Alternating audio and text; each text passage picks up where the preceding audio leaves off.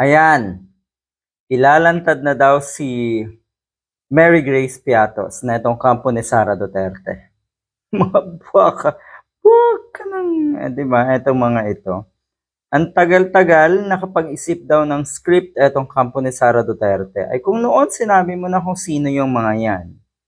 Napakasimple lang naman ang pinagmulan sana na ito eh. Oh, kung nasagot mo sana ng maayos yung mga katanungan tungkol sa budget hearing noon, ngayon, walang masyadong mahahalongkat na baho mo. Kaya ayan, mabuti na lang talaga at nagmaldita ka. Mabuti na lang at nag-asal bratenela ka. Kasi kung hindi, lahat ng ito baka mahirapang halongkatin ang mga kababayan natin.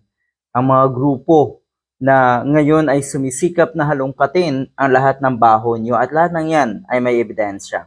Sabi nga ni former Senator Antonio Trillanes, dapat malaman ng taong bayan kung anong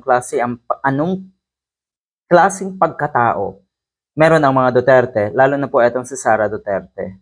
Ito ngayon ang kanyang linyada. Handa na naman daw siya para sa impeachment niya. At ang kanyang team daw ay naghahanda na rin, yung kanyang defense team ay naghahanda na rin daw. Handa na rin daw. Kasi mukhang ito daw yung tamang venue para mailahad niya ang lahat. Tamang venue.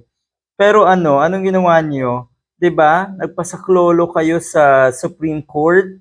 At yun na nga. Totoo, ako'y naniniwala na nung una talagang medyo tagilid. Ngayon, sa tingin ko talagang lulusot na ito.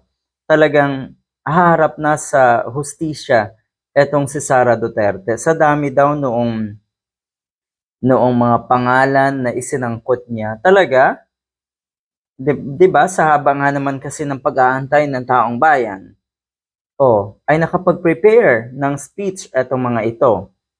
Tignan natin at malalaman talaga ng sambayanan kung bakit nagkaroon ka ng ganitong mga transaksyon sa mga pangalan na kakaiba. National security concern. Talaga ba? Concern nyo yan? Good luck.